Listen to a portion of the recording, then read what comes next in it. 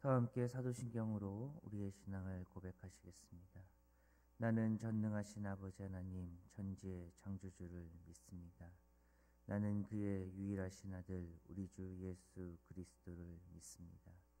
그는 성령으로 잉태되어 동정녀 마리아에게서 나시고 본디오 빌라도에게 고난을 받아 십자가에 못 박혀 죽으시고 장사된 지 사흘 만에 죽은 자 가운데서 다시 살아나셨으며 하늘에 오르시어 전능하신 아버지 하나님 우편에 앉아 계시다가 거기로부터 살아있는 자와 죽은 자를 심판하러 오십니다.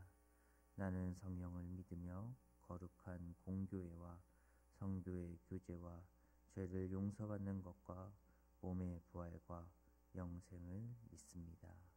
아멘. 찬송가 268장. 다 함께 찬송가 268장 죄에서 자유함을 얻게 함은 찬양하도록 하겠습니다. 찬송가 268장 죄에서 자유를 얻게 함은 다 함께 찬양하시겠습니다. 죄에서 자유를 얻게 함은 보혈의 능력 주의 보혈 시험을 이기고 승리하니 참 놀라운 능력이로다.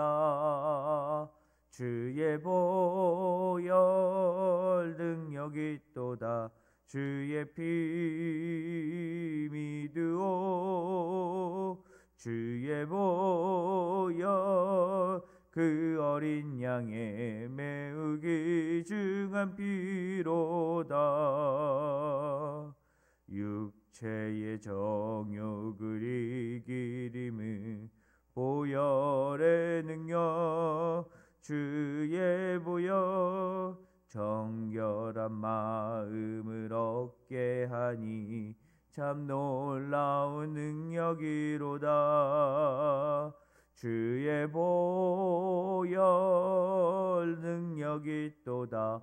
주의 피 믿으오. 주의 보혈 그 어린 양의 매우 귀중한 피로다. 눈보다 더 희게 밝히는 것 보혈의 능력 주의 보혈 부정한 모든 것 밝히시니 참 놀라운 능력이로다. 주의 보혈 능력이 있도다. 주의 피 믿으오. 주의 보혈 그 어린 양의 매우 귀중한 피로다. 구주의 복음을 전할 제목 보혈의 능력 주의 보혈 날마다 나에게 찬송 주니 참 놀라운 능력이로다. 주의 보혈 능력이 있도다.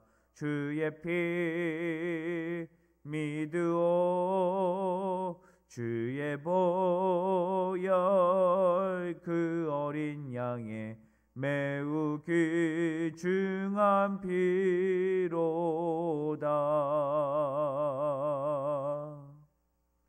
사랑과 은혜가 충만하신 아버지 하나님, 오늘도 주님의 보좌 앞에 나와 우리의 마음을 올려드리며 주님이 주시는 놀라운 은혜를 우리가 경험하는 거룩한 시간이 될 수 있도록 함께하여 주시옵소서.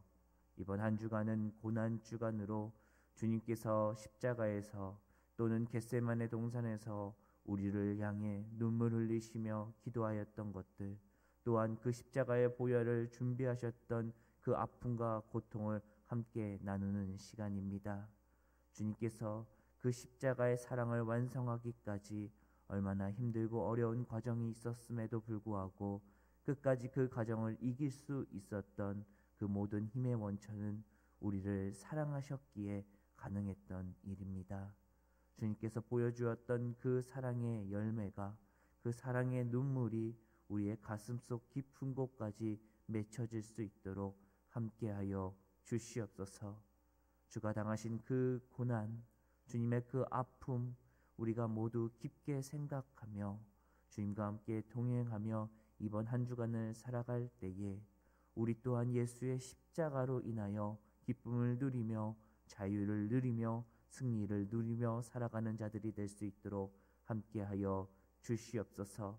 호산나 다윗의 자손이여, 당신만이 우리의 인생 가운데 기쁨이 되시며, 호산나 찬양받기에 합당하신 그 이름만이 우리의 인생 가운데 나타날 수 있도록 우리가 정말 주님의 빛으로 소금으로 주님의 사명을 가지고 예수의 꿈을 꾸며 살아가는 거룩한 백성이 될 수 있도록 오늘도 붙잡아 주시옵소서. 코로나로 인하여 많은 사람들이 힘들어하고 있습니다. 그러나 참된 위로자가 되시는 주님께서 날마다 그들을 푸른 풀밭과 쉴만한 물가로 인도하시며 마르지 않는 생수의 강물이 되신 주님께서 공급하시며 주님의 기쁨과 은혜와 능력으로 날마다 우리에게 성령의 충만함을 채워 주시옵소서. 오늘도 주님의 말씀을 통하여 다시 한번 위로받고 나아갈 때에 이 땅 가운데 예수 그리스도의 거룩한 백성으로, 사명자로, 주님의 제자로 살아갈 수 있도록 축복하여 주시옵소서. 감사드립니다. 이 모든 것 사랑이 많으신 나사 예수 이름 받들어 간절히 기도드렸사옵나이다. 아멘. 오늘 함께 나누실 하나님의 말씀은 마가복음 11장 15절에서 25절까지 말씀입니다. 오늘 함께 나누실 하나님의 말씀 마가복음 11장 15절에서 25절까지 신약 73페이지입니다. 제가 읽도록 하겠습니다. 그들이 예루살렘에 들어가니라. 예수께서 성전에 들어가사 성전 안에서 매매하는 자들을 내쫓으시며 돈 바꾸는 자들의 상과 비둘기 파는 자들의 의자를 둘러 엎으시며 아무나 물건을 가지고 성전 안으로 지나다님을 허락하지 아니하시고 이에 가르쳐 이르시되 기록된 바 내 집은 만민이 기도하는 집이라 칭함을 받았으리라 하지 않았느냐. 너희는 강도의 소굴을 만들었도다 하시매 대제사장들과 서기관들이 듣고 예수를 어떻게 죽일까 하고 꾀하니 이는 무리가 다 그의 교훈을 놀랍게 여김으로 그를 두려워함이너라. 그리고 날이 저물매 그들이 성 밖으로 나가더라. 그들이 아침에 지나갈 때에 무화과 나무가 뿌리째 마른 것을 보고 베드로가 생각이 나서 여짜오되 랍비여 보소서 저주하신 무화과 나무가 말랐나이다. 예수께서 그들에게 대답하여 이르시되 하나님을 믿으라. 내가 진실로 너희에게 이르노니 누구든지 이 산더러 들리러 바다에 던져지라 하며 그 말하는 것이 이루어질 줄 믿고 마음에 의심하지 아니하면 그대로 되니라. 그러므로 내가 너희에게 말하노니 무엇이든지 기도하고 구하는 것을 받은 줄 믿으라. 그리하면 너희에게 그대로 되리라. 서서 기도할 때에 아무에게나 혐의가 있거든 용서하라. 그리하여야 하늘에 계신 너희 아버지께서도 너희 허물을 사하여 주시니라 하시니라. 아멘. 오늘도 우리의 생명의 강물이 되시며 우리의 삶의 유일한 힘과 진리가 되시는 주님의 놀라운 은혜가 우리 모두에게 임하기를 간절히 소망드립니다. 오늘 함께 읽으신 말씀 마가복음 11장 15절의 말씀을 보면 예수님께서 성전에 와 계시다는 사실을 우리는 알 수 있게 됩니다. 특별히 예수님께서 들어가신 그곳은 이방인의 뜰이라는 곳이었습니다. 이곳은 당시에 유대인들이 성전으로 예배를 드리러 올 때에 사실 자신이 이 시대의 예배는 곧 제사를 의미합니다. 제사를 드리러 올 때에 자신의 죄를 전가할 예물들을 가지고 올라오게 되어 있습니다. 신명기나 레위기 말씀을 보면 이 제물들이 얼마나 중요한지에 대해서 성경은 잘 설명하고 있는데, 특히 흠이 없는 것들로 준비해야 합니다.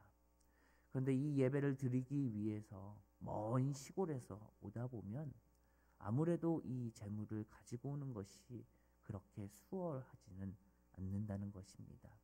사람이 아닌 말을 듣지 않는 동물이기 때문에 그 동물을 상처 없이 흠 없이 잘 보존해서 그 먼 땅 예루살렘까지 그 동물들을 가지고 온다는 것은 결코 쉬운 일이 아니었다라는 것입니다. 그래서 유대인들이 성전으로 예배를 드리러 올 때에 사실 자신이 바쳐야 할 물건이나 제물들을 직접 가지고 와야 하지만, 그 먼 곳으로부터 가지고 온다는 그 수고로움을 덜기 위해 당시의 대제사장들은 사람들이 뜰에서 제물들을 사고 팔 수 있도록 판매를 허락했다라는 것입니다. 그런데 문제는 이 제물을 사고 파는 데 있어서 판매하는 장사꾼들과 당시의 종교 지도자들이 결탁하여 이 장사에 남는 이익을 나누는데 혈안이 되었다라는 것입니다. 이들에게 있어서 예배가 중심이 아니라 성전에서 드려지는 예배의 가치가 우선순위가 된 것이 아니라 이곳에서 좀 더 많은 재물을 얻고자 하는 마음이 있었다라는 것입니다. 더 이상 성전은 예배하는 곳이 아니라 강도의 소굴이 되어 버렸다라는 것입니다. 이곳에서 하나님을 예배하고 찬양하고 자신의 더러워진 죄를 용서받는 그런 장소가 되어버린 것이 아니라 이곳은 정말 인간적인 마음, 탐욕과 정욕이 사로잡고 있는 그런 장소가 되었다라는 것입니다. 결국 성전은 하나님을 높여드리고 하나님께 예배드리는 것이 우선시되는 것이 아니라 인간의 탐욕이 가득 찬 시장, 판매하는 장소가 되고 만 것입니다. 이에 예수님께서는 크게 분노하셨습니다. 다시 한 번 더 15절의 말씀 함께 읽어보도록 하겠습니다. 시작. 그들이 예루살렘에 들어간 예수께서 성전을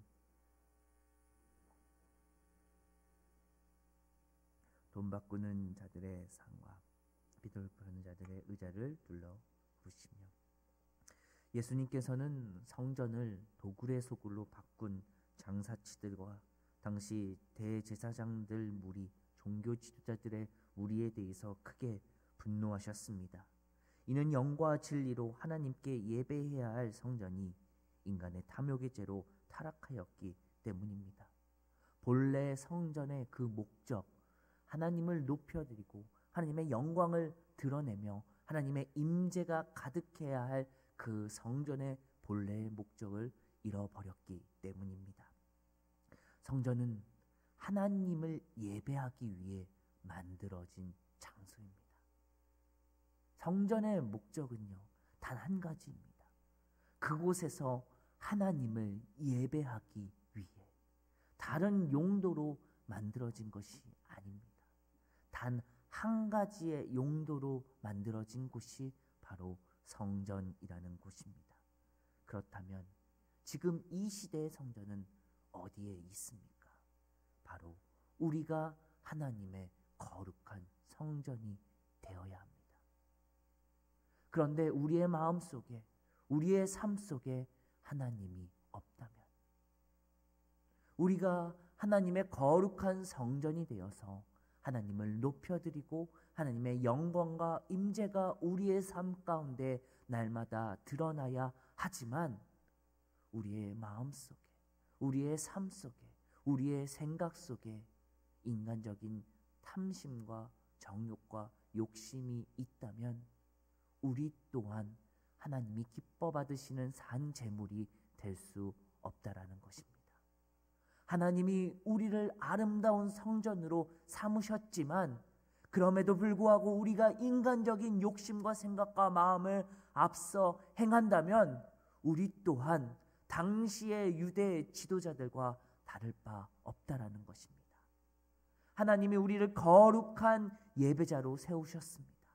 하나님이 거룩한 주님의 제자로 우리를 삼으셨고 빛과 소금으로 명령하셨습니다. 그런 삶을 살으라고 명령하셨음에도 불구하고 우리 안에 주님을 향한 기쁨이 없고 우리 안에 주님을 향한 그 뜨거운 사랑이 없으면 이 자리는 그냥 인간적인 탐심과 인간적인 정욕과 인간적인 욕심만이 가득 채워지게 된다라는 것입니다.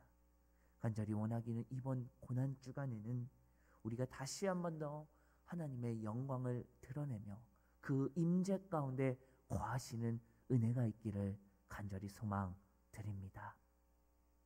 성령의 충만함을 구하고 더러운 죄를 회개하며 우리의 경건을 회복하는 거룩한 한 주간이 되시기를 다시 한 번 더 간절히 소망드립니다. 좀 더 우리의 시간을 드리고 좀 더 우리가 어디에 있든지 그것이 중요한 것이 아니라 주님의 생각과 마음을 구하기 위해 기도하시고요. 찬양하시고요. 말씀 보실 때에 그럴 때에 더 이상 우리의 생각이 아니라 우리의 아버지 하나님의 생각, 나를 위해 십자가를 지신 예수 그리스도의 그 고난의 아픔에 함께 동참할 때에 비로소 우리의 생각, 우리의 마음은 다 내려지게 되고 그 안에 주님의 마음으로 채워지는 역사가 일어나시기를 간절히 소망드립니다. 이후 제자들과 예수님은 저주로 인하여 말라버린 무화과 나무를 다시 한 번 더 발견하시게 됩니다. 함께 21절의 말씀 한 목소리로 읽어보도록 하겠습니다. 시작. 베드로가 생각이 나서 여짜오되 라비여 보소서 저주하신 무화과 나무가 말랐나이다. 함께 읽으신 마가복음 11장 15절 이전에 예수님께서 이 무화과 나무를 보시고 무화과 나무에 열매가 없음을 보시고 그 무화과 나무를 책망하십니다. 그 다음 날 제자들이 그 자리를 지나갈 때 다시 보니 그 무화과 나무가 바싹 뿌리채까지 말라 있었다라고 성경은 이야기하고 있습니다. 그런데 더 약간 아이러니하고 이상한 것은 예수님의 반응입니다. 베드로가 예수님 보시옵소서, 예수님 보세요. 예수님께서 말씀하신 대로 저 무화과 나무가 바싹 말랐습니다. 그러자 예수님께서는 그래? 무화과 나무가 말랐구나. 내 말대로 되지 않았느냐? 이렇게 말씀하신 것이 아니라 하나님을 믿으라라고 말씀하셨습니다. 도대체 왜 예수님께서는 이 대화의 흐름과는 전혀 상관없어 보이는 이런 말씀을 하시게 된 것일까?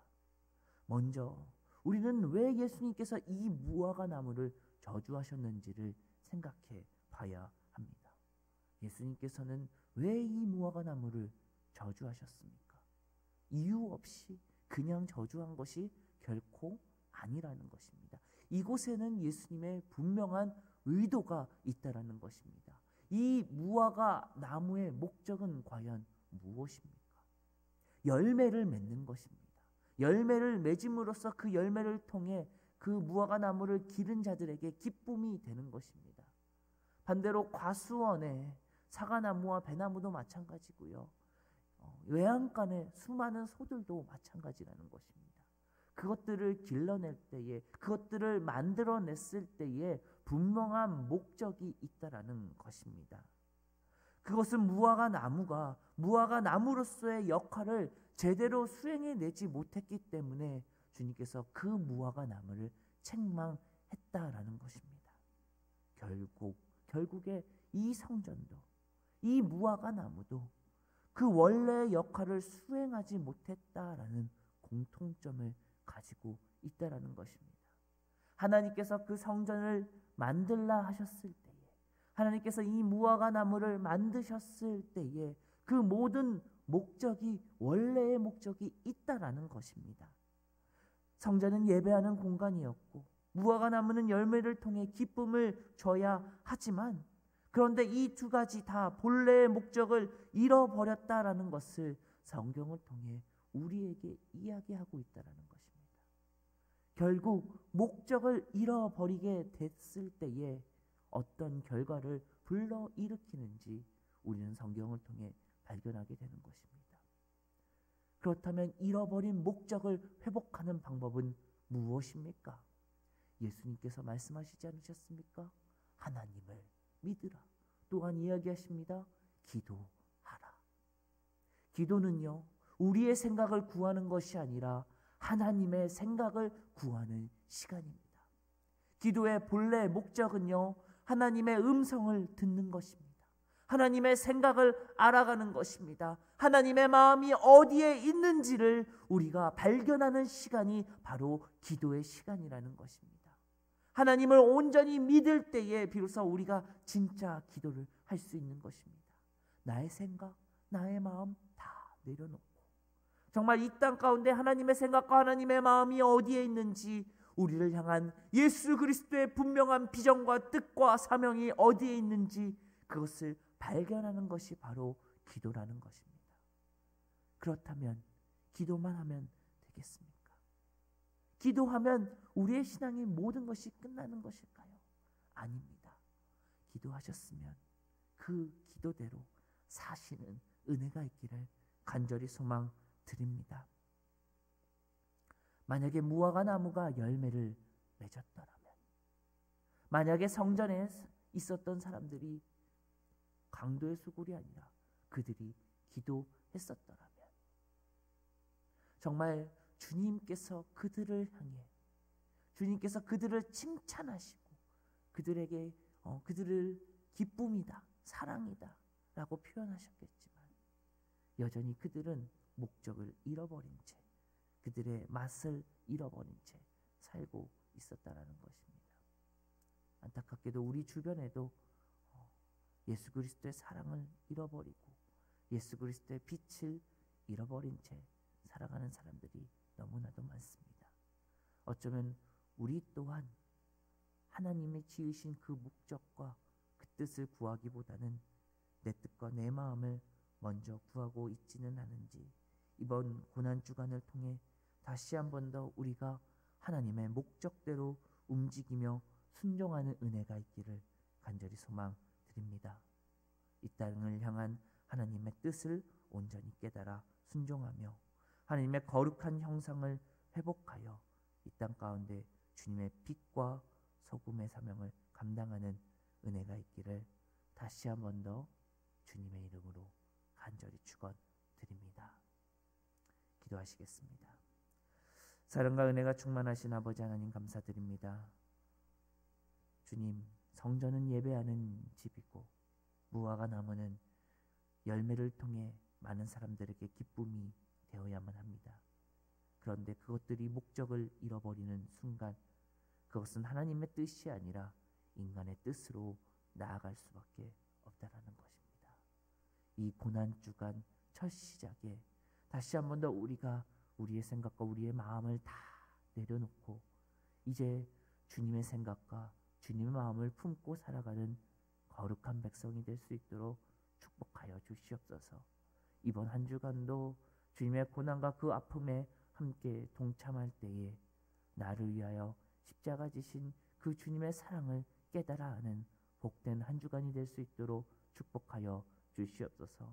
또한 코로나로 인하여 힘들어하고 아파하는 자들이 있다면 그들에게 주님께서 다가가사 사랑의 위로와 사랑의 손길을 허락하여 주시고, 우리에게 두려움의 마음을 허락하는 것이 아니라 그 모든 것들을 감당하고 넉넉히 이겨나갈 수 있는 승리의 마음, 주님께서 주시는 놀라운 용기의 마음을 우리에게 부어 주시옵소서.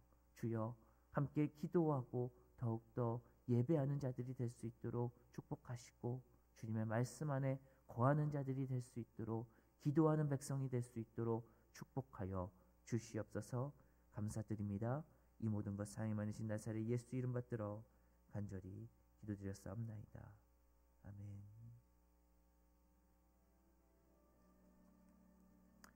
함께 기도해 주시기를 부탁드립니다. 코로나를 위해서, 교회를 위해서 계속적으로 기도해 주시기를 부탁드립니다.